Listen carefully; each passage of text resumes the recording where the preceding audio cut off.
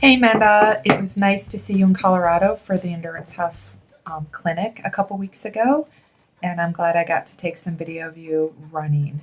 Maybe we can find out something more about your running form to prevent those nasty blisters you've been having. So when I'm doing the running analysis, what I'm looking at from the side view, I'm looking at foot strike. Do you land on your heel or midfoot or to midfoot, which what I would call toey? What I'm looking for is seeing if you land flat foot. I'm also looking at your foot strike underneath the center of your gravity, underneath your hips versus landing out in front of you. Due to the nature of the running on the treadmill, people do have a tendency to overstride a little bit and land a little bit too much in front of them. So that's really what I'm looking at from the side view. I'm also looking at your head position and your arm swing. Before we did the slow motion part, I'm also looking at your cadence. What we're trying to do is aim for about 85 to 91 foot strikes a minute.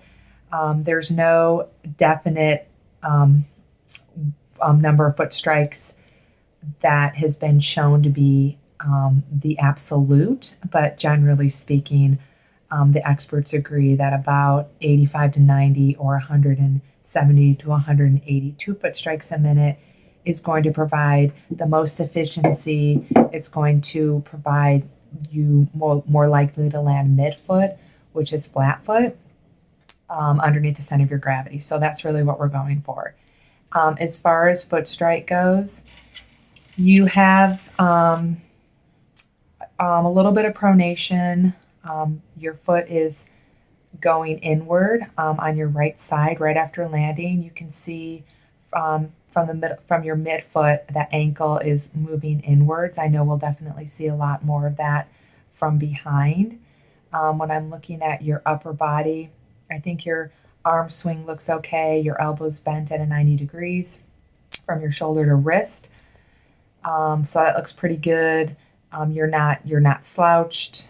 Your upper body does look relaxed. So now we're moving from behind, and what I'm really going to focus on is again that pronation. That right foot is landing, and then you tend to kind of roll your ankle inwards. That could be causing some blisters. I'm looking at the degree of your toe out, and as you can see. You have a little bit as your feet is coming off from behind, your toe is a little bit out, more so on your right foot. So I'm wondering if there's more blisters on your right foot, because that's the foot that you land a little bit toe out, and definitely I can see actually some pronation on that left foot as well from behind view.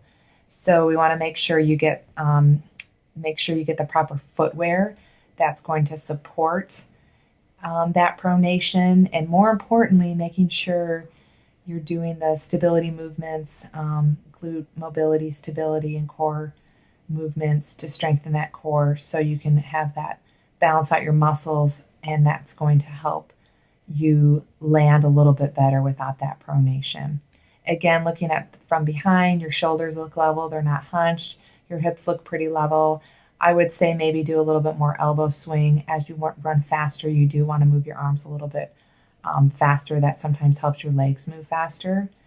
So just going back to the other side view, nothing new. I mean, I think you're definitely landing a little bit too much out in front of you, which tells me you have a tendency to do a little bit of overstride.